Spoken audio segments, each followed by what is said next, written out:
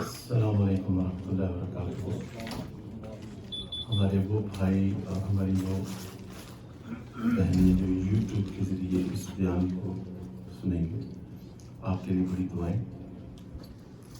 آپ سے گزارش ہے کہ ہمارے اس یوٹیوب چینل کو لائک بھی کریں، شیئر بھی کریں، سبسکرائب بھی کریں اور بیل آئیکن کو ضرور کلک فرمائیں فار فیوچر نوٹیفیکیشنز۔ تو انشاءاللہ آج آیت الکرسی اور اس کے جو مضامین ہیں تین بڑے اہم مضمون ہیں آیت الکرسی میں۔ ایک توحید باری تعالیٰ، ہم سب کو پتہ ہے کہ کلام پاک میں سب سے زیادہ جو مسئلہ بیان ہوا ہے وہ مسئلہ توحید بیان ہوا ہے۔ شرک کی مذمت، نمبر 2 مسئلہ شفاعت۔ یہ کتنا اہم مسئلہ ہے، اور آج کچھ جدید سوچ رکھنے والے مسلمان اللہ رحم فرمائے احادیث کا بھی انکار کر رہے ہیں اور مسئلہ شفاعت کا بھی انکار کر رہے ہیں۔ اور نمبر 3 ہے بلیک میجک، جادو۔ تو اس کے بارے میں گفتگو کی جائے گی انشاءاللہ، آپ سب کو بڑا فائدہ ہوگا، اور مجھے امید ہے کہ یوٹیوب کے ذریعے انشاءاللہ اور بھی زیادہ بھائیوں اور بہنوں کو فائدہ ہوگا۔ تو آپ بھی میرے ساتھ پڑھ لیں انشاءاللہ۔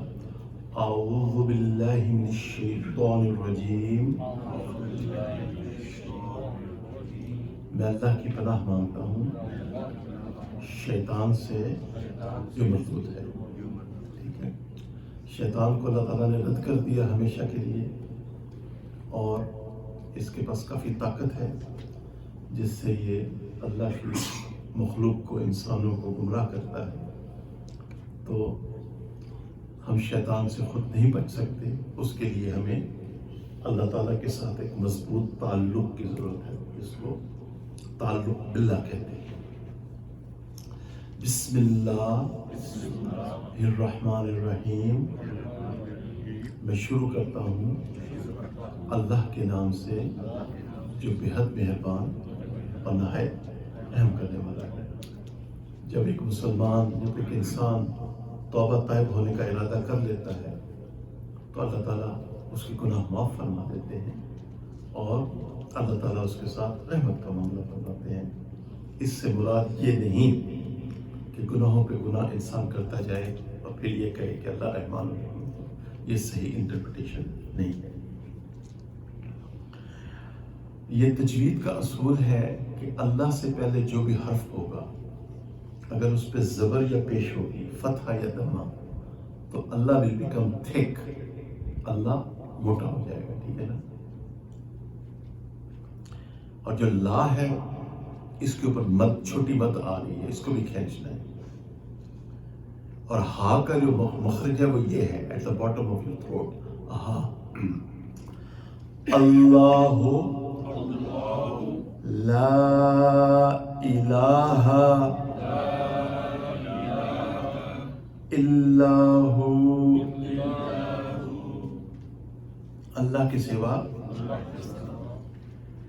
کوئی معبود نہیں مگر وہ، اللہ۔ الحی القیوم، وہ زندہ ہے اور اس نے پوری کائنات کو تھامے ہوا ہے۔ لا تأخذہ سنۃ ولا نوم، اور نہیں پکڑتی اس کو اونگ اور نہ ہی اس کو نیند آتی ہے۔ ٹھیک ہے، یہ تأخذہ یہ الٹا پیش ہے، یہ سلائٹلی لانگر ہوتا ہے، تھوڑا سا لمبا ہوتا ہے۔ دوسرا پیش جو ہے معروف ہوتا ہے، لہو ما فی السماوات وما فی الارض، اسی اللہ کا ہے جو کچھ آسمان اور زمین میں ہے۔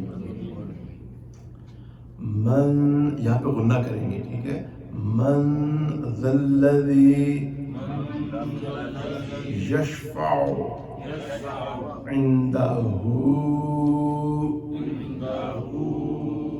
الا بإذنہ، کون ایسا ہے کہ سفارش کرے اس کے پاس مگر اس کے اذن سے؟ تو یہ عندہ ہو کے اوپر الٹی پیش بھی ہے اور بڑی مد بھی ہے، تو اس کو لمبا کریں گے، اس کو کھینچیں گے، ٹھیک ہے؟ یعلم ما بین ایدیہم، یہ ہا یہاں سے نکلے گا from the bottom of your throat، ایدیہم۔ میں بچوں کو قرآن پڑھاتا ہوں تو انگلی رکھواتا ہوں کو یہاں، تاکہ ہا کا شور ان کے اندر پیدا ہو۔ یعلم ما بین ایدیہم وما خلفہم، وہ اللہ جانتا ہے جو خلق کے روبرو ہے اور پیٹھ پیچھے۔ وَلَا يُحِيطُونَ بِشَيْءٍ مِّنْ عِلْمِهِ إِلَّا بِمَا شَاءَ،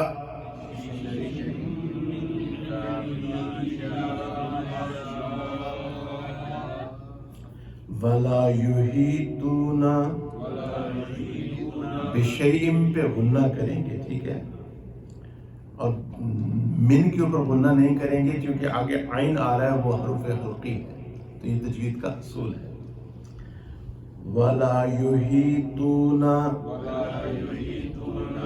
بِشَيْءٍ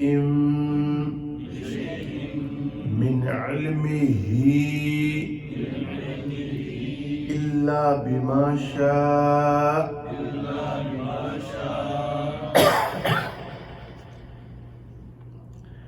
اور یہ نہیں گھیر سکتے اس کے علم میں سے مگر کچھ، مگر جو وہ چاہے۔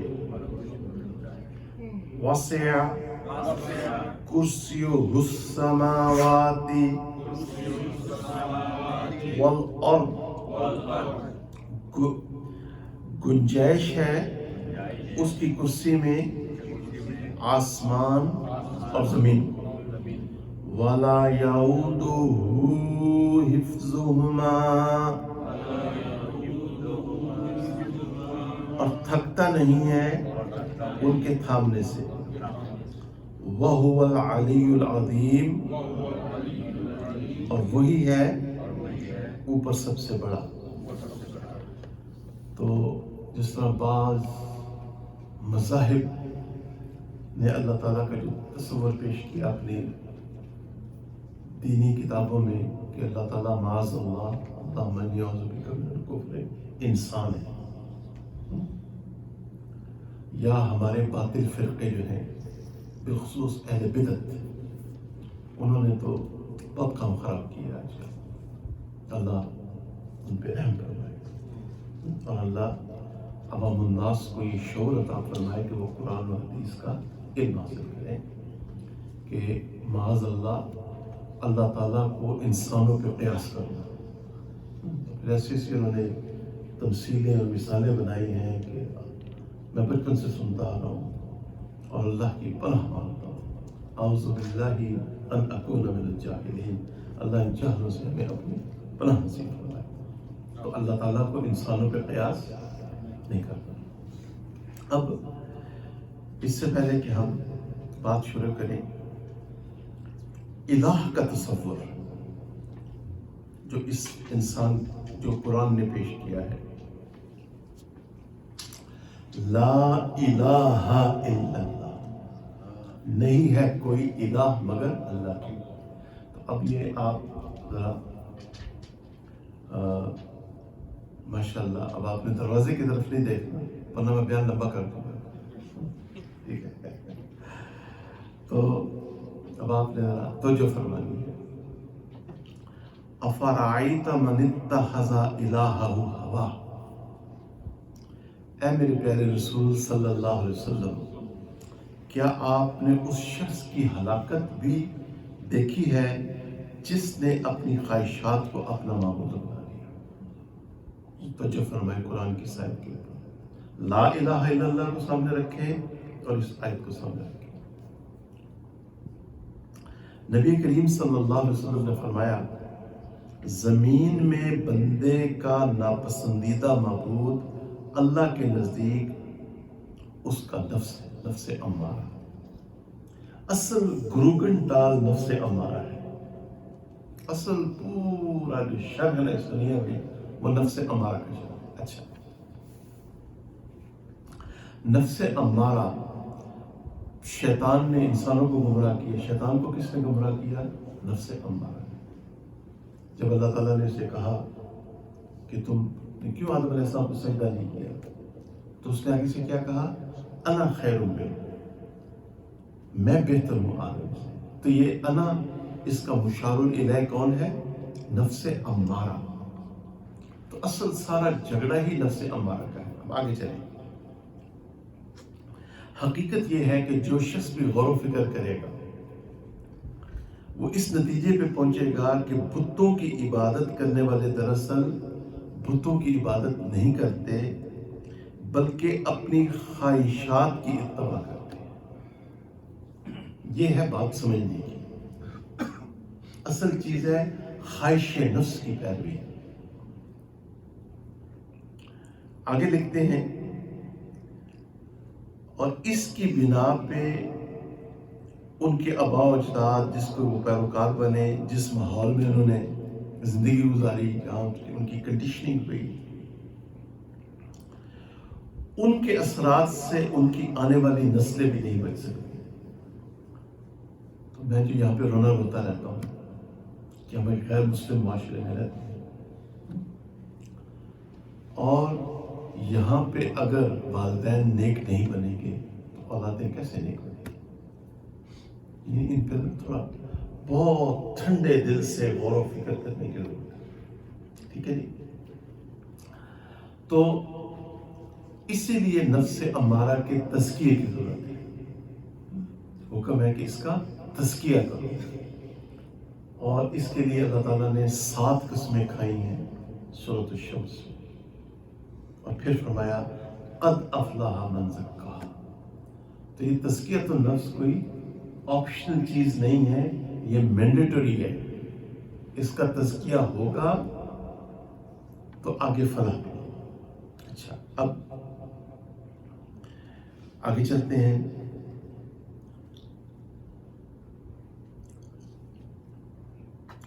سبحان اللہ و بحمدہ، سبحان اللہ العظیم۔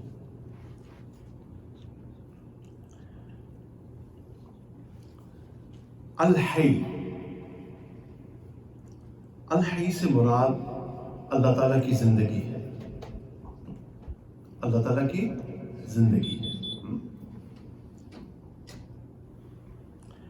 اور اکارڈنگ ٹو عربک گرامر، حی سے مراد ہے جو واقف ہو، سنتا ہو، دیکھتا ہو اور قادر ہو۔ نمبر 1 جو واقف ہو، ٹھیک ہے؟ تو یہ صرف تو کسی اور میں نہیں ہو سکتی، اللہ کے سوا، کہ بیک وقت پوری کائنات سے واقف ہو، تو یہ صرف اللہ تعالیٰ کی صفت ہو سکتی ہے۔ نمبر 2، بیک وقت اگر سب انسان اللہ کو پکارے تو وہ ان کو سنتا ہے، سن سکتا ہے، اور اس کے سننے میں کوئی انٹرپشن اور خلل نہیں۔ نیکسٹ، وہ دیکھتا ہے، جس طرح اللہ تعالیٰ ہمیں دیکھ رہے ہیں کوئی اور ہمیں نہیں دیکھ رہا، اور وہ ہر چیز پہ قادر ہے۔ آج جو لوگ اسلام کے وہ فرقہ باطلہ جو غیر اللہ کو پکارتے ہیں اور طرح طرح کی تعویلیں کرتے ہیں، علم ان کا ساتھ نہیں دیتا۔ بس یہ ہے کہ کلام پاک کے آیات کو توڑ موڑ کے وہ اپنا مقصد پورا کر لیتے ہیں، علم ان کا ساتھ نہیں دیتا۔ ٹھیک ہے، اب آگے چلیں۔ یہ تفسیر ہے حضرت مولانا ادریس کندوی رحمۃ اللہ علیہ کی تفسیر معرف القرآن کی، اسی سے آپ کے سامنے رکھا جا رہا ہے اکثر مواد. کچھ اور کتب بھی ہیں لیکن مین مواد وہیں سے لیا گیا ہے. القیوم، القیوم یعنی کائنات کو قائم اور باقی رکھنے والا، کائنات کو قائم اور باقی رکھنے والا. اور اللہ تعالیٰ واجب الوجود ہے. اللہ تعالیٰ یہ اچھی طرح سمجھے کہ جو اہل بدعت ہیں، چونکہ میں بچپن سے ان کی باتیں سنتا آ رہا ہوں اور مجھے کافی زندگی میں سٹرگل کرنی پڑی، وہ جو کنڈیشننگ تھی اس سے نجات حاصل کرنے کی، بڑی اس حاجز کو محنت کرنی پڑی پوری زندگی. امریکہ کے سمجھے جو میرے 40 سال ہیں وہ میں نے قرآن و حدیث کو سمجھنے میں لگائے. جو بھی مجھے فارغ وقت ملا میں نے اپنا قرآن و حدیث پہ ٹائم صرف کیا. اور اللہ تعالیٰ کا احسان ہے کہ مجھے ایسے مشائخ، ایسے اساتذہ مل گئے. اللہ میرے شیخ ان کو جزائے خیر دے، میرے استاد محترم جن سے میں نے حدیث کی کتب پڑھی. بات اچھی طرح سمجھے، وہ جب غیر اللہ کو پکارتے ہیں تو وہ کیا کہتے ہیں؟ پہنچو. آپ لوگوں کو مجھے نفسیات کا بڑا شوق ہے. وہ کیا کہتے ہیں؟ پہنچو. ابھی بھی اب مجھے نہیں پتا اگر اب یہ چیزیں چینج ہو چکی ہیں، لیکن وہ کیا کہتے ہیں؟ پہنچو. ٹھیک ہے کہ جی آپ پہنچیں، یہ ان کا عقیدہ ہے. فلاں بزرگ پہنچ گئے ہیں، یعنی کئی اور مصروف تھے، جو بھی ان کا عقیدہ ہے میں اس کی تفصیل میں نہیں جاتا. ایک بات یہ آپ نے ہم سب نے یاد رکھنی ہے اور بچوں کو یاد کرانی ہے کہ اللہ تعالیٰ واجب الوجود ہے. اللہ تعالیٰ کیا ہے؟ یہ آپ نے یہ علماء، میں علماء امت کو بہت دعائیں دیتا ہوں. تو اللہ تعالیٰ واجب الوجود ہے. اللہ تعالیٰ کو معاذ اللہ ادھر سے ادھر پہنچنے کی یہ فرق ہے. ٹھیک ہے. اچھا،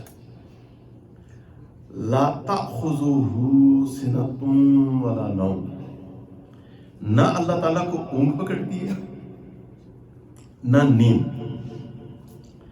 اور اللہ تعالیٰ ہر قسم کے تغیرات اور حوادث سے پاک ہے. یہ بات اب آپ نے یاد رکھنی ہے. اللہ تعالیٰ تمام قسم کے تغیرات اور حوادث سے پاک ہے. جتنی بھی ہستیاں مقدس ہستیاں تھیں، وہ بڑی مقدس ہستیاں تھیں، دل و جان سے مانتے ہیں، تو ان کا مقام بہت بلند تھا. مگر وہ بشر تھے اور یہ اگرچہ انبیاء اور رسل ہی کیوں نہ ہو، اور حوادث اور تغیرات سے پاک نہیں تھے. اور اللہ تعالیٰ ہر قسم کے حوادث اور تغیرات سے پاک. اسی لیے تو ہم کہتے ہیں سبحان اللہ. ٹھیک ہے. لہو ما فی السماوات و ما فی الارض، اس میں اللہ تعالیٰ کی صفت مالکیت ثابت ہوتی ہے کہ اللہ تعالیٰ ہر چیز کے مالک ہے. وہ جو چاہے کرے. وہ چاہے تو 2020 میں کرونا کو بھیج دیں، پتہ نہیں 2021 میں کیا حال ہے اس کی. وہ جو چاہے کرے، وہ اس کائنات کا مالک ہے. ہمارا کام یہ ہے کہ ہم اس کے ساتھ اچھے تعلقات رکھیں، تاکہ اگر کرونا سے بڑی آزمائش آتی ہے اگلے سال اور آ سکتی ہے، تو اگر ہمارا تعلق اللہ تعالیٰ کے ساتھ مضبوط ہے تو ہم انشاءاللہ تب بھی عافیت سے رہیں گے. یہ چیزیں ہیں جو ہم کلمہ کو مسلمانوں کو سمجھیں گے. ٹھیک ہے جی. اچھا، اور اللہ تعالیٰ نے زمینوں کو، ہر چیز کو وجود عطا فرمایا ہے. یا جس کچھ بھی نہیں تھا اللہ تعالیٰ نے انسان بنا دیا، اور اس کا بڑا احسان ہے کہ اس نے انسان بنایا. لاہور میں ڈیوو پہ میں سفر کر رہا تھا، بہت پرانی بات ہے، میری والدہ اس کو زندہ تھی، اور لاہور سے میں راولپنڈی جا رہا تھا ڈیوو پہ. تو مجھے اچھی طرح یاد ہے کہ ایک صاحب نے وہ جو گدھا گاڑی ہوتی ہے، اس کے اوپر اتنی اینٹیں لاد دی کہ وہ امبیلنس ہوا اور یوں ہوا، اور گدھا بیچارہ لٹکا ہوا تھا۔ میں نے بڑی عبرت پکڑی، اور اس دن میں نے اللہ کا بڑا شکر ادا کیا کہ اللہ آپ کا کتنا بڑا احسان ہے، آپ نے انسان بنایا، آپ نے ہمیں انسان بنایا، اور کسی ظالم کو ہمارے اوپر مسلط نہیں کیا کو لاٹھی لے کے ہر وقت میں مار رہے، اور بے زبان جانور آگے سے حیوان کچھ بول بھی نہیں سکتے۔ تو ہم اللہ تعالیٰ کا کثرت کے ساتھ کیا ادا کیا کریں کہ اللہ تعالیٰ نے ہمیں ایک انسان بھی بنایا، اور اس پہ بھی شکر ادا کیا کریں کہ اللہ تعالیٰ نے ہمیں نبی کریم صلی اللہ علیہ وسلم کا امتی بنایا، اللہ تعالیٰ نے میں مسلک اہل سنت والجماعت میں پیدا کیا، اس پہ تو بہت زیادہ شکر ادا کیا کریں اللہ تعالیٰ کا کہ ہم حضرات صحابہ کرام سے محبت رکھتے ہیں، معاذ اللہ ان بدنصیب لوگوں میں سے نہیں ہیں جو حضرات صحابہ کے خلاف زبان دراز کرتے ہیں۔ اللہ تعالیٰ ان پہ رحم فرمائے۔ آگے چلیں، من ذا الذی یشفع عندہ الا باذنہ، اس میں اللہ تعالیٰ حاکم ہیں، اللہ تعالیٰ قیامت والے دن حالت جلال میں ہوں گے، قیامت والے دن حالت جلال میں ہوں گے، یہ بات اچھی طرح یاد رکھیں، قیامت والے دن اللہ تعالیٰ جلال کی حالت میں ہوں گے، اور اس میں اللہ تعالیٰ کی کبریائی بیان کرنا مقصود ہے کہ اللہ سبحانہ و تعالیٰ کس قدر عظیم اور بلند و بلند سبحانہ و تعالیٰ۔ یعلم ما بین ایدیہم وما خلفہم، اس جملہ میں اللہ تعالیٰ کے علم محیط کو بیان کیا گیا ہے کہ اللہ تعالیٰ کا جو علم ہے اس نے تمام مخلوق کے علم کو محیط کیا ہوا ہے۔ تو اس لیے ایک مسلمان کو زیبا نہیں ہے کہ ایسی باتیں کرے، یہ بہت ہی نامناسب باتیں ہیں، ایک مسلمان کو ایسی باتیں نہیں کرنی چاہیے۔ کیا کہ فلاں جگہ فلاں چیز ہو گئی تو فلاں کروا رہے،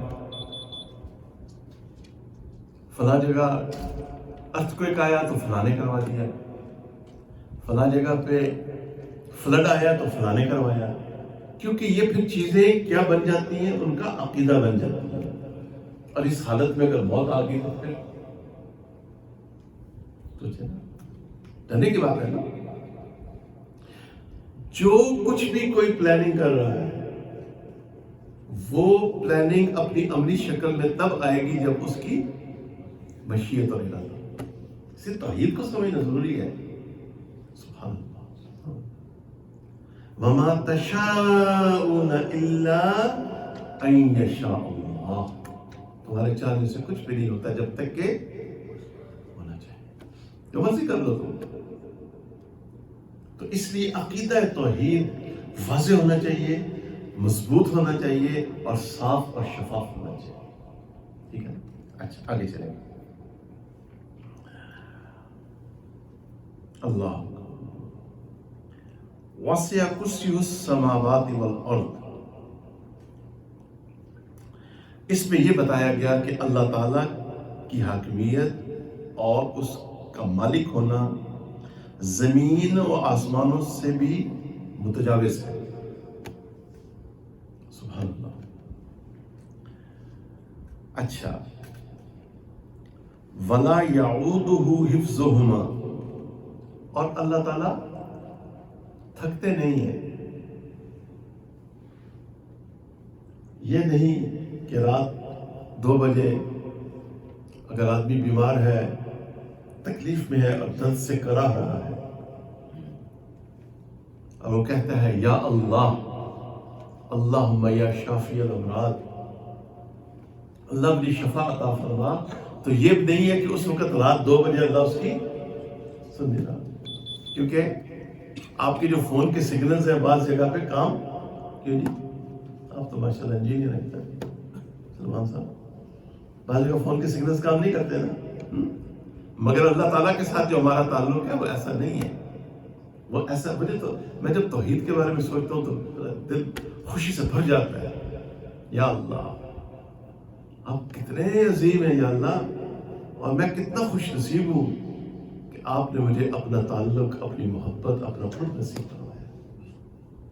یہ وہ نعمتیں ہیں جن کے لیے حاصل کرنے کے لیے اللہ تعالیٰ نے ہمیں یہ زندگی عطا فرمائی ہے، ٹھیک ہے؟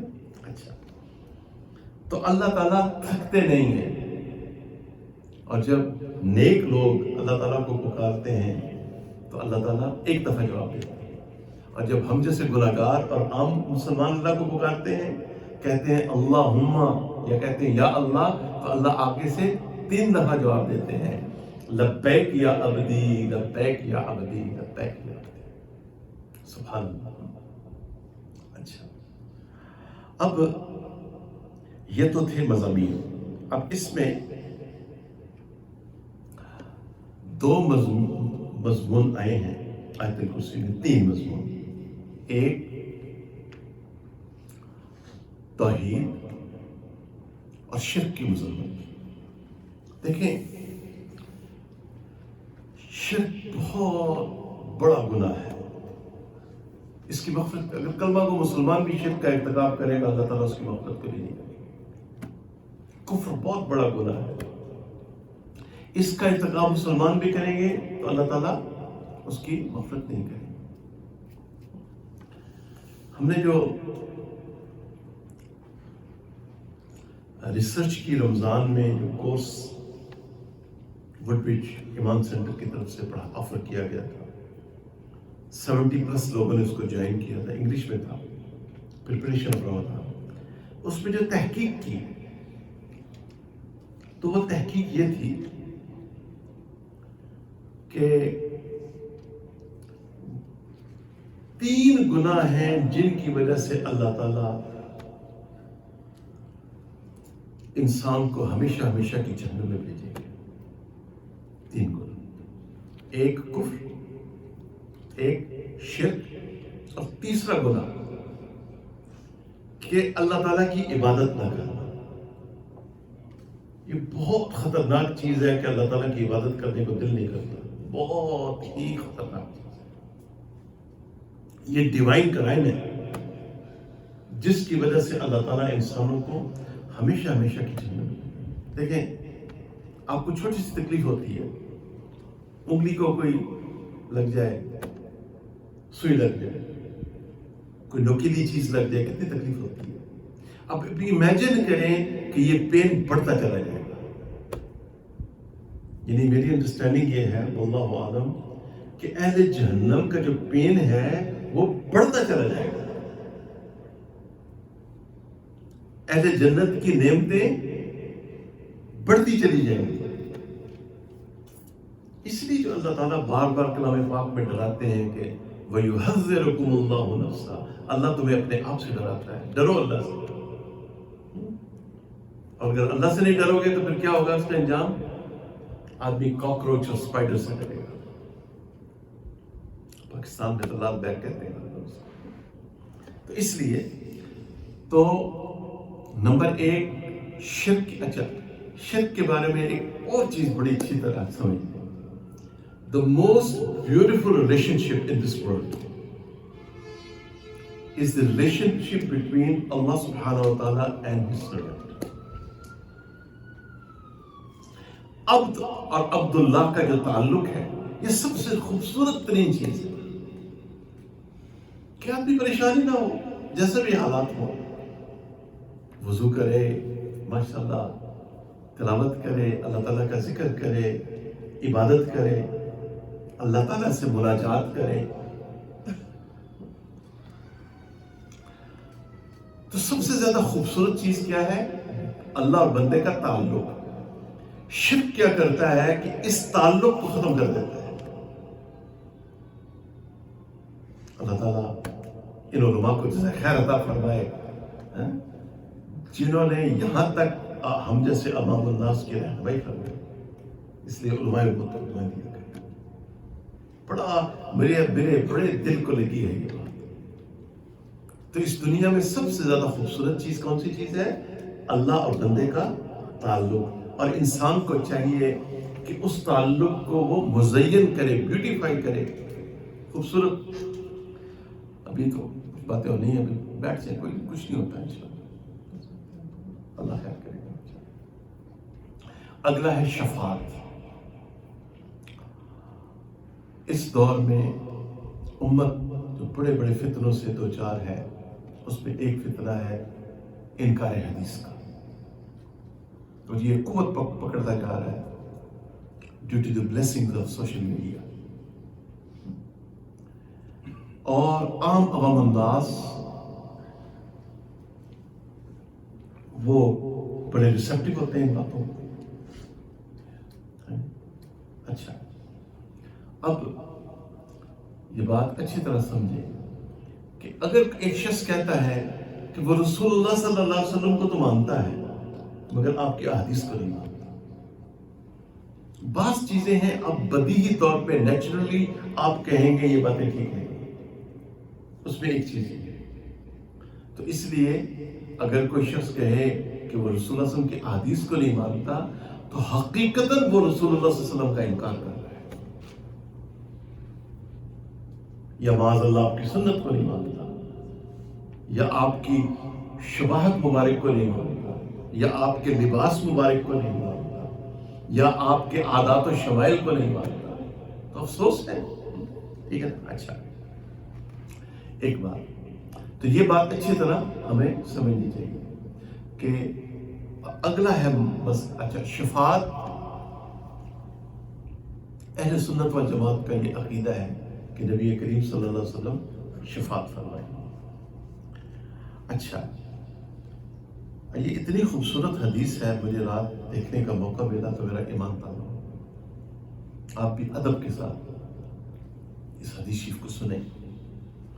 بخاری اور مسلم کی روایت ہے، قیامت کا دن ہوگا اور لوگوں میں سخت اضطراب ہوگا، پس وہ لوگ آدم علیہ السلام کی خدمت میں حاضر ہوں گے اور عرض کریں گے آپ اپنے رب سے ہماری سفارش فرمائیے۔ آدم علیہ السلام فرمائیں گے میں اس کام کے لائق اور مرتبہ کا نہیں ہوں، لہذا تم ابراہیم علیہ السلام کے پاس جاؤ۔ وہ ابراہیم علیہ السلام کے پاس چلے جائیں گے، وہ فرمائیں گے آپ موسیٰ علیہ السلام کے پاس جائیں، وہ اللہ کے کلیم ہیں، شاید وہ آپ کے کام آ سکیں۔ وہ موسیٰ علیہ السلام کے پاس جائیں گے تو فرمائیں گے آپ عیسیٰ علیہ السلام کے پاس جائیں، اور عیسیٰ علیہ السلام فرمائیں گے آپ لوگ سیدنا محمد رسول اللہ صلی اللہ علیہ وسلم کے پاس جائیں۔ چنانچہ لوگ رسول اللہ صلی اللہ علیہ وسلم کے پاس حاضر ہوں گے اور آپ اللہ سبحانہ و تعالیٰ کی تعریف بیان فرمائیں گے، اور اللہ تعالیٰ وہ تعریف اس وقت الہام فرمائیں گے آپ صلی اللہ علیہ وسلم کو، اور آپ اللہ تعالیٰ کی حمد و ثنا بیان کریں گے اور سجدے میں گر جائیں گے، ایک ہفتہ سجدہ ریز رہیں گے۔ اس کے بعد فرمایا جائے گا یا محمد علیہ السلام آپ اپنے سر مبارک اٹھائیے اور جو آپ نے کہنا ہے وہ آپ ارشاد فرمائیں۔ آپ کی دعا، آپ کی التجا سنی جائے، جو مانگنا ہو وہ دیا جائے گا، جو سفارش آپ نے کرنی ہے وہ قبول کی جائے گی، آپ کی بات مانی جائے گی۔ پس نبی پاک صلی اللہ علیہ وسلم فرماتے ہیں میں عرض کروں گا اے اللہ یا رب امتی امتی، کیوں نہ ہم اس پیارے رسول صلی اللہ علیہ وسلم کا لباس اپنائیں، کیوں نہ ہم ان کی شکل و صورت اپنائیں، کیوں نہ ہم ان کے عادات و شمائل کو اپنائیں۔ یہ کہاں کا اسلام ہے کہ ایک طرف کہتے ہیں محمد رسول اللہ اور دوسری طرف لوگوں کو کہتے ہیں کہ آپ کی سنتوں پہ نہ چلیں، ڈرے اللہ سے، اتق اللہ اتق اللہ اتق اللہ۔ آپ کی یہ اعمال اللہ کے حکم سے فرشتوں کے ذریعے نبی علیہ السلام کی خدمت میں پیش کیے جاتے ہیں۔ سوچیں نا، تھوڑی عقل بھی تو استعمال کریں۔ یہ ماڈرن انٹرپریٹیشنز اور یہ ماڈرن اسلام مجھے تو بہت ڈر لگتا ہے اس ماڈرن اسلام سے. مجھے وہ علماء کرام کا روایتی اسلام بہت اچھا لگتا ہے جس پہ میں نے اپنے والدین کو پایا. الحمدللہ میرے والدین نے اپنے والدین کو پایا. الحمدللہ. آگے چلیں. پھر آپ کو حکم ہوگا کہ آپ جو کے دانے کے برابر بھی جس کا ایمان ہے آپ کی امتی کا اس کو آپ نکال دیں. چنانچہ آپ صلی اللہ علیہ وسلم ایسا ہی فرمائیں گے. آپ صلی اللہ علیہ وسلم پھر سجدہ ریز ہو جائیں گے. پھر حکم ہوگا مانگیے. آپ فرمائیں گے یا رب امتی امتی. تو اللہ تعالیٰ فرمائیں گے جس کے دل میں ایک ذرہ کے برابر بھی ایمان ہے اس کو بھی نکال دیں. آپ سسرموں کو بھی نکال دیں گے. آپ پھر یہ عمل فرمائیں گے.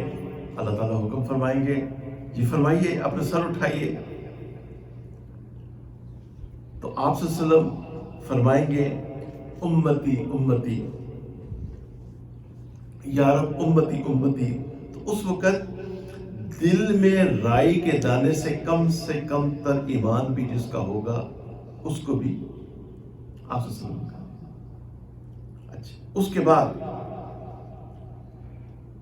پھر نبی کریم صلی اللہ علیہ وسلم اللہ تعالیٰ کی حمد بیان کریں گے. اور یہ میری ترتیب کے مطابق چوتھی بار سجدہ ریز ہو جائیں گے. تو اس وقت پھر اللہ تعالیٰ فرمائیں گے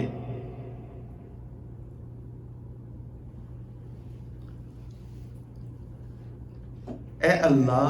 نبی علیہ السلام عرض کریں گے اے رب مجھے اجازت دیجئے ان سب کے حق میں جنہوں نے لا الہ الا اللہ کہا ہو. اللہ تعالیٰ فرمائیں گے یہ آپ کا کام نہیں, یہ میری عزت اور جلال اور میری عزت عظمت و کبریائی کی قسم کہ میں خود جہنم سے ان کو نکال لوں گا جنہوں نے لا الہ الا اللہ کہا ہوگا. سب کہہ لیں لا الہ الا اللہ محمد رسول اللہ صلی اللہ علیہ وسلم. اور نبی کریم صلی اللہ علیہ وسلم اللہ کے سچے اور آخری رسول. آپ کے بعد کوئی نبی نہیں, کوئی رسول نہیں. اور آپ کے تمام صحابہ کرام سید ابوبکر صدیق رضی اللہ عنہ سے لے کے آخری صحابی تک سب جنتی ہیں. ان کی قبریں جنت کے باغات میں سے. اچھا اب یہاں ذرا سوچنے کی بات ہے کہ یہ لوگ جہنم میں جائیں گے مسلمان, اور میں نے آپ نے انشاءاللہ جہنم میں ٹھیک ہے. اس لیے ہم نے اللہ کے گھر کو غیر مسلم معاشرے میں آباد کیا ہے. ٹھیک ہے نا جی. اور امید ہے کہ پردے کے پیچھے بہنیں بھی یہ بات سن رہی ہیں. اس لیے اس چیز کو سامنے رکھنا ہے. جب فجر میں اٹھنے کو دل نہ کرے تو پھر اپنے آپ کو موٹیویٹ کریں. نہیں میں نے جا کے مسجد میں فجر کی نماز ادا کرنی ہے کیونکہ میں نے معاذ اللہ جہنم میں نہیں جانا. ہم نے directly we I P lounge میں جانا. اور وی آئی پی لاؤنج کون سا ہوگا؟ اللہ تعالیٰ کا عرش جس کے نیچے کہ ہم نے ان لوگوں میں شامل ہونا ہے جن کا قیامت والے دن حساب کتنا ہوگا. نبی پاک صلی اللہ علیہ وسلم کی سب سے زیادہ ہلکی نماز کون سی تھی؟ فجر کی 2 سنتیں. ٹھیک ہے نا. یہ اب اپنے سامنے گول رکھنا ہے. ہم نے یہ باتیں جب سمجھ میں آ جائیں گی عمل کرنا آسان ہے. ٹھیک ہے. اچھا اب آگے چلیں چونکہ مسئلہ شفاعت ختم نہیں ہوا, اس کو ذرا سمجھیے. ابھی تو جادو کو بھی کور کر رہے ہیں تو انشاءاللہ, اور اس کے بعد ناشتہ ہے انشاءاللہ. ناشتہ بھی بنگلہ دیش کا ہے. ٹھیک ہے. تو اہل سنت والجماعت کا یہ عقیدہ ہے کہ نبی پاک صلی اللہ علیہ وسلم اپنے گناہگار امتیوں کی شفاعت فرمائیں. ٹھیک ہے جی. یہ ہمارا عقیدہ ہے اور اس پہ ہم نے قائم و دائم رہنا ہے. ٹھیک ہے نا. اگلی بات, اب نبی پاک صلی اللہ علیہ وسلم کن لوگوں کی شفاعت نہیں کریں گے یہ بھی جاننا ضروری ہے تاکہ ہم جتنا ہو سکتا ہے اللہ تعالیٰ سے محبت کریں اور اس کے پیارے رسول صلی اللہ علیہ وسلم سے محبت کریں اور آپ کی ہر چیز سے محبت کریں اور تڑپ کے یہ دعائیں مانگیں کہ یا اللہ ہمیں اپنے پیارے حبیب صلی اللہ علیہ وسلم کی محبت بھی نصیب فرما، ان کا ادب نصیب فرما، آل رسول کی محبت اور ادب نصیب فرما، اور حضرات صحابہ کرام کی محبت اور ادب نصیب فرما، اولیاء اللہ کی محبت اور ادب نصیب فرما، علماء کرام کی محبت اور ادب نصیب فرما۔ یہ دعائیں ہم نے مانگنی ہے۔ کن لوگوں کی شفاعت نہیں ہوگی؟ چنانچہ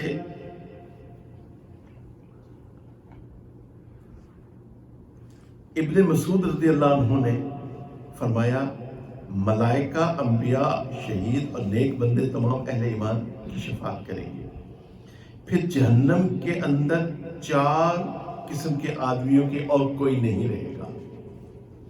ٹھیک ہے جی؟ اچھا،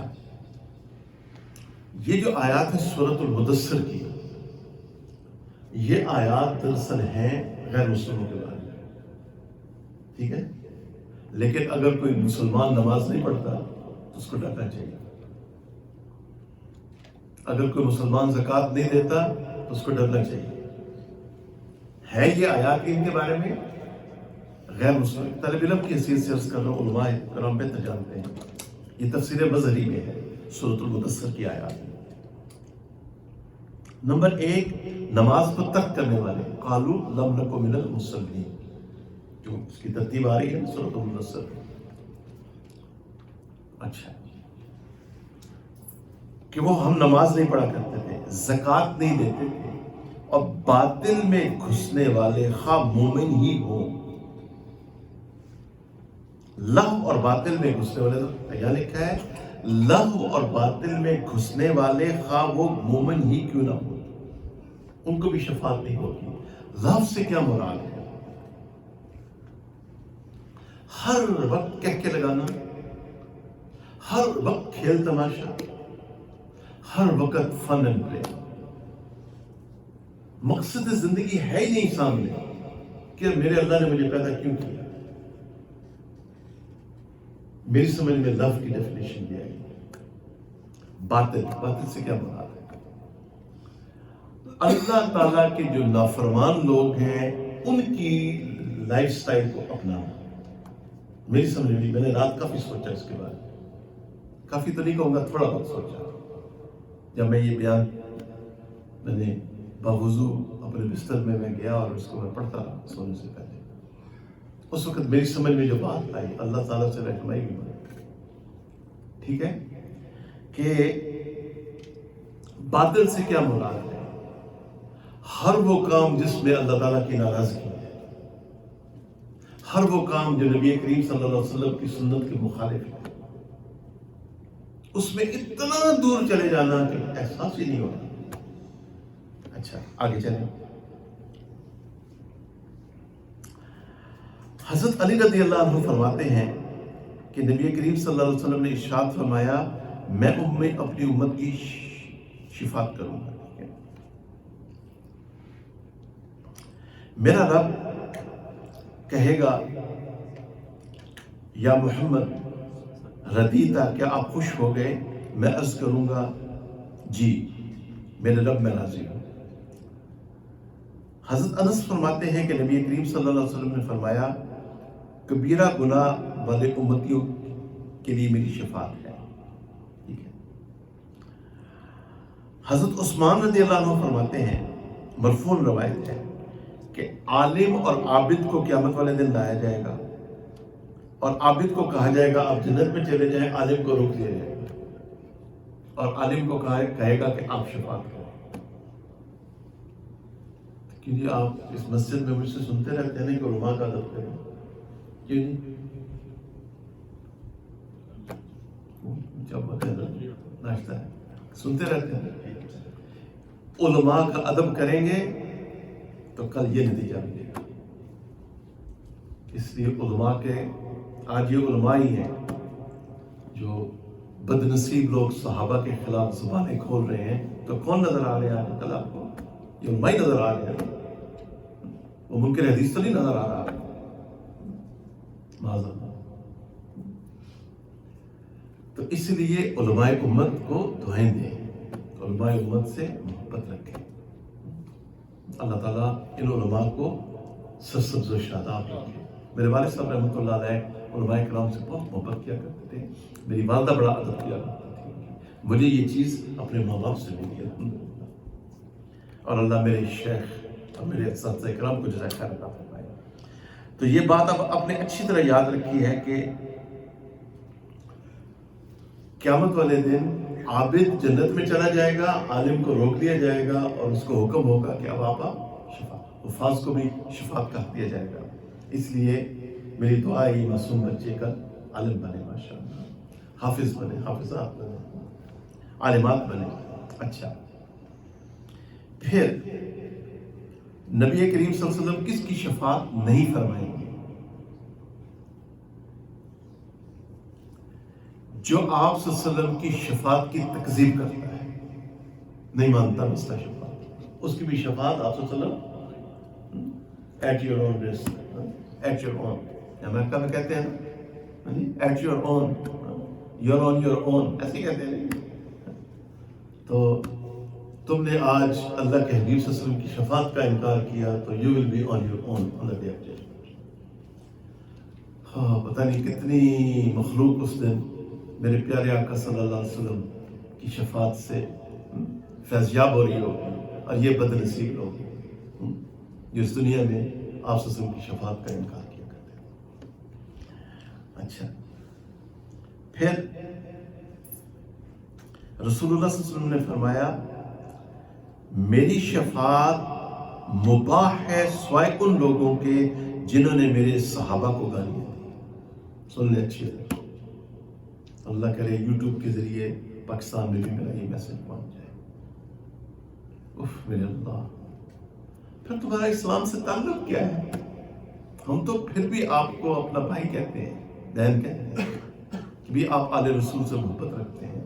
ہم پھر بھی آپ کے لیے نرم گوشہ ہوتے ہیں، لیکن آپ تو اپنے اندر کم از کم اتنا صرف پیدا کریں. انا للہ و انا الیہ راجعون. ادنا سے ادنا صحابی کے بارے میں بھی اگر محل آ جائے نا بہت خطرناک. تو ہم نے اس غیر مسلم معاشرے میں اپنے بچوں کے اندر کیا چیز پیدا کرنی ہے؟ صحابہ کرام کی محبت پیدا کرنی ہے. یہ ماں باپ کی ذمہ داری ہے کہ گھروں میں اپنے بچوں کو بتائیں، وقت نکالیں کہ سیدنا ابوبکر صدیق رضی اللہ عنہ سے لے کے آخری صحابی تک سب کے سب جنتی ہیں. ان کی قبریں جنت کے باغات کے باغوں میں سے پاک ہیں. اچھا، اب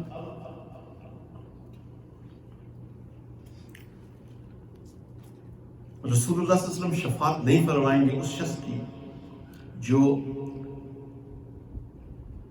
کسی عرب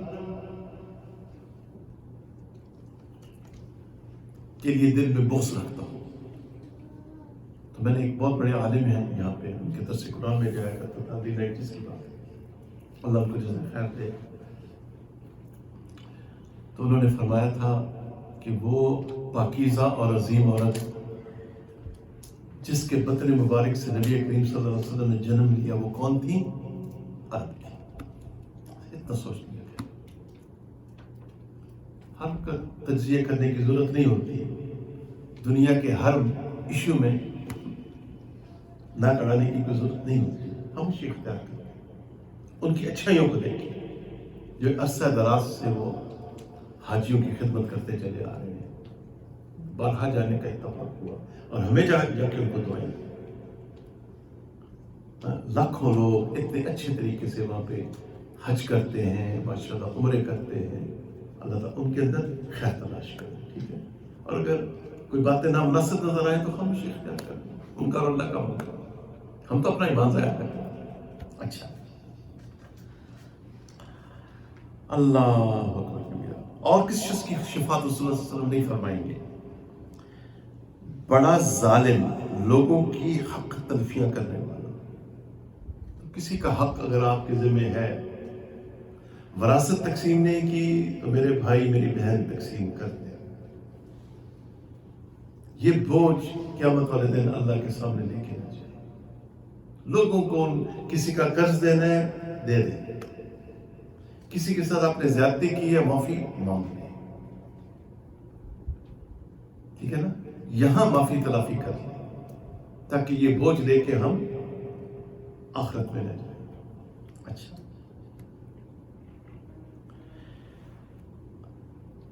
آپ صلی اللہ علیہ وسلم نے فرمایا آپس کے جھگڑے چھوڑ دو. آپس کے قیامت کے دن جھگڑالو کی شفاعت بھی نہیں ہوگی. بات بات پہ چھوٹی چھوٹی باتوں کو رائی کو پہاڑ بنا دینا نہیں. ہم نے نیک اور ایک بن کے رہنا. ہم نے آپس میں سلام میں پہل کرنی ہے، معاف کر دینا ہے. میں تو آپ سے معافی مانگتے ہی رہتا ہوں، کیوں نہیں سردار صاحب کر دیتے نا مجھے معاف. آپ کو دعاؤں کے لیے بھی کہتا ہوں معافی تلافی کر دیا کریں. چھوٹی چھوٹی باتوں کو محسوس نہ کیا کریں. جو بڑا گول ہے اس کے اوپر فوکس کریں. لیٹ اٹ گو، ٹھیک ہے نا. یہاں ان ارشادات کو سامنے رکھیں تو اللہ تعالیٰ ہمیں. اب رہ گیا مسئلہ جادو کا، تو اس کو میں چند الفاظ میں سمیٹ دیتا ہوں اور پھر بات ختم کرتا ہوں انشاءاللہ. جادو، اگر کوئی مسلمان دوسرے مسلمان پہ آیت الکرسی کی کچھ احادیث بھی رہ گئی لیکن اب ٹائم زیادہ ہو گیا تو وہ پھر کبھی انشاءاللہ اس کو کور کر لیں گے کہ فرض نماز کے بعد جب سلام پھیریں اللہ اکبر استغفر اللہ استغفر اللہ استغفر اللہ اللہم انت السلام و منک السلام تبارک یا ذا الجلال والاکرام، اس کے بعد آیت الکرسی پڑھیں. یہ کبھی نہ چھوڑیں، ٹھیک ہے جی. فرض نماز کے بعد ان کلمات کے بعد آیت الکرسی کا اہتمام کریں. رات سونے سے پہلے آیت الکرسی پڑھیں. جب نبی کریم صلی اللہ علیہ وسلم بیمار ہو چکے تھے اور آپ بہت کمزور ہو چکے تھے تو اماں عائشہ رضی اللہ عنہ نے آپ کے اوپر دم فرمایا. تو سورۃ الفاتحہ، آیت الکرسی اور چاروں کل سونے سے پہلے. اس سے برا خواب بھی نہیں آئے گا اور شیطان سے اللہ تعالیٰ محفوظ فرمائے. جادو اگر کوئی مسلمان کسی دوسرے مسلمان پہ کرتا ہے تو میرے پاس یہاں پہ ریسرچ موجود ہے، میں بات کو سمیٹ رہا ہوں. بالاجماع فتویٰ یہ ہے کہ وہ کافر ہو جاتا ہے. تو کفر کے بارے میں چند چیزیں سمجھتے ہیں. کفر کی ڈیفینیشن کیا ہے؟ اللہ کلام پاک کا انکار کرنا یا رسول اللہ صلی اللہ علیہ وسلم کی متواتر احادیث کا انکار کرنا. ٹھیک ہے جی، بات سمجھ آ گئی؟ یہ ڈیفینیشن ہے کفر کی. اگر کوئی رسول اللہ صلی اللہ علیہ وسلم کی ویسے احادیث کا انکار کر رہا ہے تو وہ گمراہ ہے، وہ کافر نہیں ہوتا اس سے. لیکن اگر آپ کی متواتر حدیث کا انکار کر رہا ہے تو کافر ہو جاتا ہے. یہ ڈیفینیشن ہے کفر کی. پھر ہے شرائط لزوم کفر، وہ شرائط جن کی وجہ سے کفر لازم آتا ہے کہ قصدن ہو ارادتن ہو. شعوری طور پہ اس کو کہا ہے کہ بھائی آپ ہمارے مسلمان بھائی ہیں، آپ نے فلاں جگہ پہ نہیں جانا، وہ رسول اللہ صلی اللہ علیہ وسلم کو آخری رسول نہیں مانیں گے. ٹھیک ہے، آپ نے سمجھا دیا. اس کے باوجود وہ گیا ہے اور ان کے جنازے میں شریک ہوا ہے سمجھانے کے باوجود، تو پھر دائرہ اسلام سے نکل جائے گا. ٹھیک ہے نا، میری بات سمجھ آئے؟ قصدن ہے، ارادتن ہے، جان بوجھ کے نبی پاک صلی اللہ علیہ وسلم کی سنتوں کا مذاق اڑانا. نماز کا انکار کرنا جان بوجھ کے، قصدن. علم نہیں ہے، دین کا شعور نہیں ہے، تو پھر عند ابی حنیفہ، امام ابو حنیفہ رحمۃ اللہ علیہ کے نزدیک اس کو مسلمان ہی سمجھا جائے گا. قصد اور ارادے کا مطلب یہ ہے. پھر ہے احکام کفر. پہلی چیز کیا تھی؟ کفر کی ڈیفینیشن. دوسری کیا تھی؟ احکام شرائط لزوم کفر، جن چیزوں سے کفر لازم آتا ہے. اور تیسری چیز احکام کفر. احکام کفر کیا ہے؟ کہ اس آدمی کی ساری عمر کی زندگیاں نیکیاں برباد کر دیں. جتنی اس نے نیکیاں کی سب ضائع ہو گئی. نمبر 2 اس کا نکاح ٹوٹ جاتا ہے. نمبر 2 اس کا نکاح، اب وہ کلمہ بھی دوبارہ پڑھے، نکاح کی تجدید بھی دوبارہ کرے، اور اس کا طلاق سے کوئی تعلق نہیں، کوئی الگ ایشو. ٹھیک ہے. اور تیسری چیز، اس کا ذبیحہ حرام ہوتا ہے. تو اس لیے 2 دعائیں ضرور مانگا کریں. ایک، آمنت باللہ و رسولہ. رسول ہی نہیں ہے، پلورل ہے، رسول ہی. یہ دعا ضرور مانگا کریں اٹھتے بیٹھتے. خود نبی علیہ السلام نے یہ دعا سکھائی. اور اگلی دعا کون سی ہے؟ اللہم انی اعوذ بک من الکفر. یہ دعا بھی کثرت سے مانگا کریں اپنی دعاؤں میں. اللہ تعالیٰ سے یہ دعا ختم ایمان کی دعا مانگا کریں. اچھا، اگر ایک مسلمان دوسرے مسلمان پہ جادو کرتا ہے یا کرتی ہے، وَمِن شَرِّ النَّفَّاثَاتِ فِي الْعُقَدِ،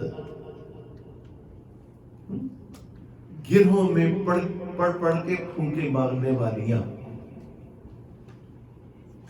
ٹھیک ہے. تو یہ شخص فتویٰ یہ ہے کہ کافر ہو جاتا ہے یا کافر ہو جاتا ہے. اب نمبر 1 یہ توبہ کرے، کلمہ دوبارہ پڑھے، اور پھر جو فیملی ہے جس پہ جادو کیا گیا ان سے جا کے فائنینشلی ان کو کمپنسیٹ کرے، ان سے معافی بھی مانگے، تب توبہ قبول ہوگا. یہ بات اچھی طرح سمجھ لیں. صرف گھر میں بیٹھ کے توبہ کرنے سے بعض توبہ جو ہے نا ان کے ساتھ شرائط وابستہ ہیں. اچھا، مثال کے طور پہ ادھر میاں بیوی میں طلاق ہو چکی ہے،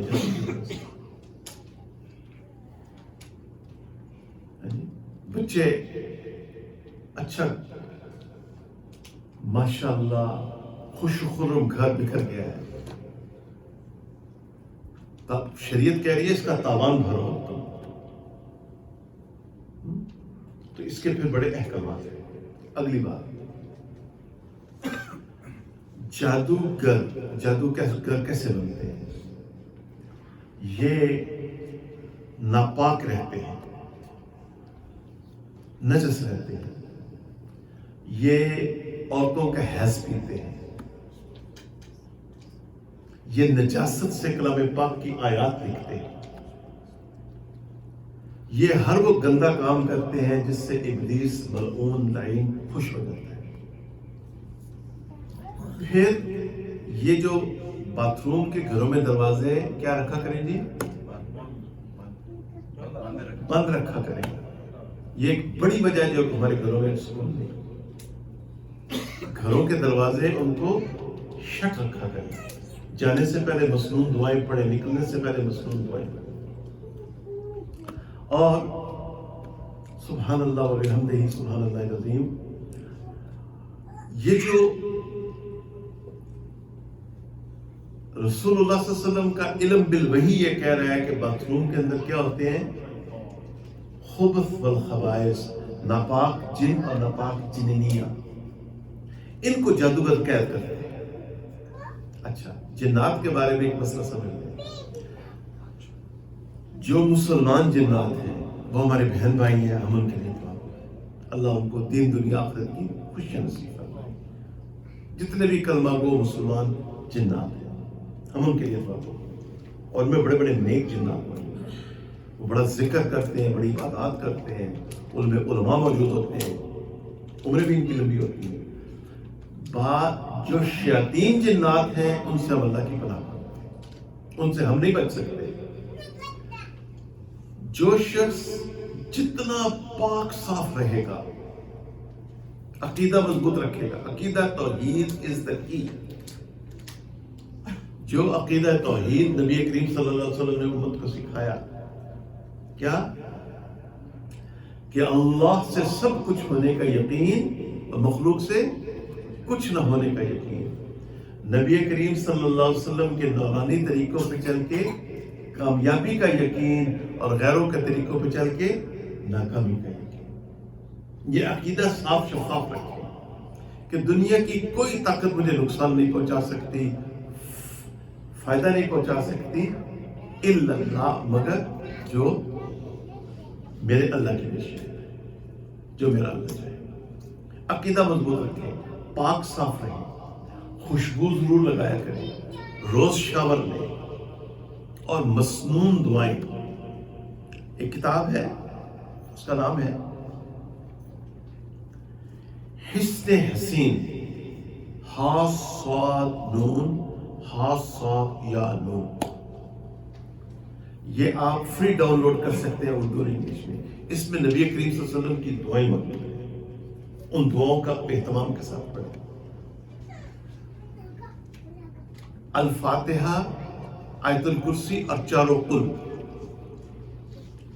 صبح اور شام، خاص طور پہ رات سونے سے پہلے پڑھ کے اپنے اوپر دم کریں، بچوں پہ دم کریں۔ دیکھیں نبی کریم صلی اللہ علیہ وسلم نے آخری لمحات میں بھی معمولات کو نہیں چھوڑا۔ یہ آپ صلی اللہ علیہ وسلم کے معمولات، that's the key word، یہ یاد رکھیے گا۔ میں نے جب رات پڑھا تو میرا ایمان تازہ ہو گیا۔ آپ صلی اللہ علیہ وسلم جو معصوم الخطا ہے، جو بخشے بخشائے ہیں، آپ نے آخری لمحات تک اپنے معمولات کو نہیں چھوڑا۔ تو ہم تو پھر ہمیں تو بہت زیادہ ضرورت ہے اپنے معمولات جو ہیں، ان کو آپ نے کبھی، بہنوں سے میری درخواست ہے جب نماز معاف ہو تو آپ وضو کر سکتی ہیں، آپ استغفار پڑھ سکتی ہیں، استغفر اللہ استغفر اللہ، آپ درود شریف پڑھ سکتی ہیں، آپ دعائیں مانگ سکتی ہیں۔ بلکہ فقہاء نے مسئلہ لکھا ہے کہ آپ پانچوں وقت وضو کریں ایام میں، جا نماز بچھائیں، ان پہ آ کے بیٹھ جائیں اور اپنے معاملات کریں۔ یہ جو 10 دن تک اللہ تعالیٰ سے ڈسکنیکٹ ہو جاتی ہے نا عورتیں، یہی تو سارے مسئلے پیدا ہوتے ہیں۔ یہ ٹھیک نہیں ہے، لا علمی ہے۔ تو اس لیے ہاں، لیکن قرآن نہ چھو سکتی ہے نہ پڑھ سکتی ہے۔ یہ صحابہ کرام سے یہ مسئلہ ٹریول کرتا آ رہا ہے۔ آج کچھ عقل مند لوگوں نے اس کو چیلنج کیا ہے، اللہ ان کو ہدایت عطا فرمائے۔ تو یہ ہے جادو کی حقیقت۔ اللہ تعالیٰ مجھے اور آپ کو جادوگروں سے پناہ نصیب فرمائے اور حفاظت فرمائے، اور اپنا دیکھیں وَإِلَٰهُكُمْ إِلَٰهٌ وَاحِدٌ، کچھ بھی مسئلہ ہونا، کچھ بھی مسئلہ ہو، always go back to توحید۔ کچھ بھی دنیا میں ہو رہا ہے، جو کچھ ہو رہا ہے وہ تو ہو رہا ہے، وہ ہو کے رہے گا۔ ابھی تو you haven't seen nothing yet، یہ تو ابھی ابتدائش کیا ہے، ابھی تو اور بہت کچھ ہونا ہے۔ ہو سکتا ہے کہ پرماننٹ لاک ڈاؤن ہو جائے، ایسا بھی ہو سکتا ہے۔ کیا کریں گے؟ کیوں جی حاجی صاحب، پھر اللہ والی گلی ہے۔ اسی لیے ابھی اپنے معمولات سیٹ کر لیں، نماز، روزہ، حج، زکوٰۃ، اپنی نمازیں پڑھنا، تلاوت کرنا، ذکر اذکار کرنا، ان چیزوں پہ اب آپ مداومت اختیار کریں۔ اب ان حالات میں یہی چیزیں آپ کے کام آئیں گی اور کچھ کام نہیں آئے گا، ٹھیک ہے نا؟ تو انشاءاللہ اللہ تعالیٰ کسی جادوگر سے مت ڈریں۔ مجھے پتا ہے آپ تھک چکے ہیں، میں تو نہیں تھکا، حضرت ماشاءاللہ کہتے ہیں۔ سنیں میری بات، ایک میدان میں ایک طرف کھڑے ہیں موسیٰ علیہ السلام اور ہارون علیہ السلام، ہاتھ میں عصا، دوسری طرف 7,000 یا 70,000 کون ہے؟ جادوگر، اور جادو کے زور پہ وہ رسیاں آپ کی طرف لپک رہی ہیں، اور آپ بشر ہیں نا، انبیاء بشر ہوتے ہیں،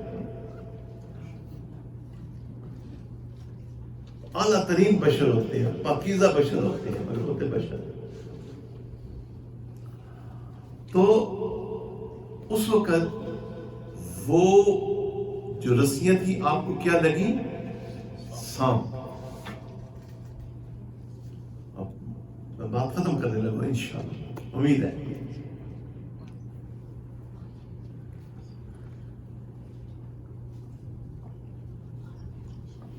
الحمدللہ۔ تو اس وقت اللہ تعالیٰ نے آپ کے قلب کو سہارا دیا اور فرمایا اے میرے پیارے موسیٰ آپ گھبرائے نہیں، اب اپنے اس عصا کو پھینکیں۔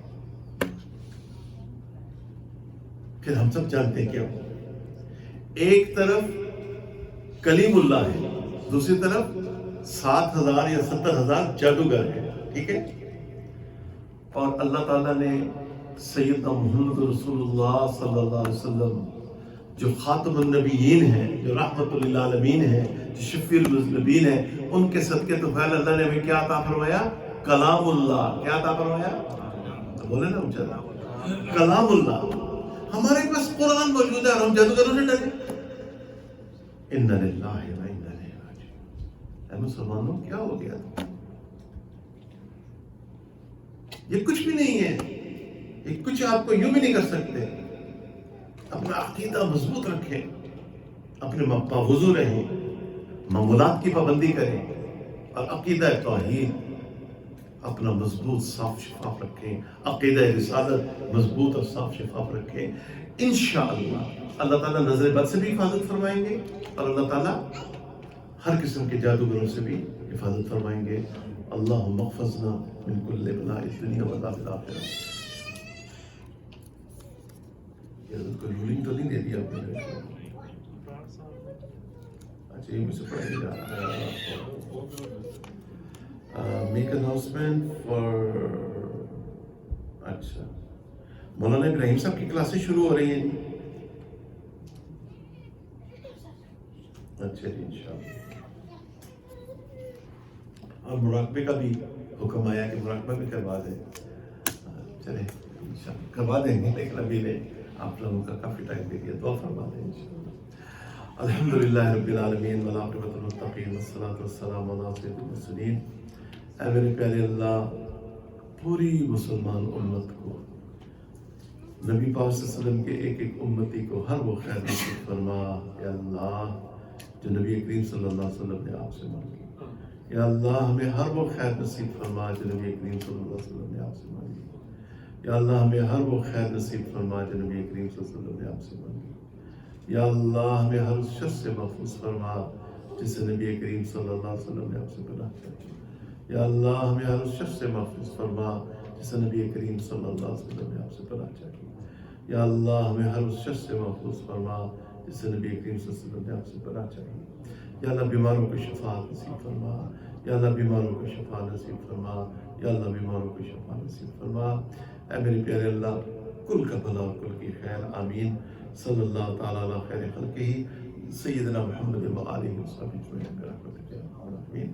اشراق پڑھ لیں، اشراق کے بعد انشاءاللہ ناشتہ ہوگا انشاءاللہ۔ اللہ حضرات کو جزائے خیر عطا فرمائے۔ وما علینا الا البلاغ۔ السلام علیکم۔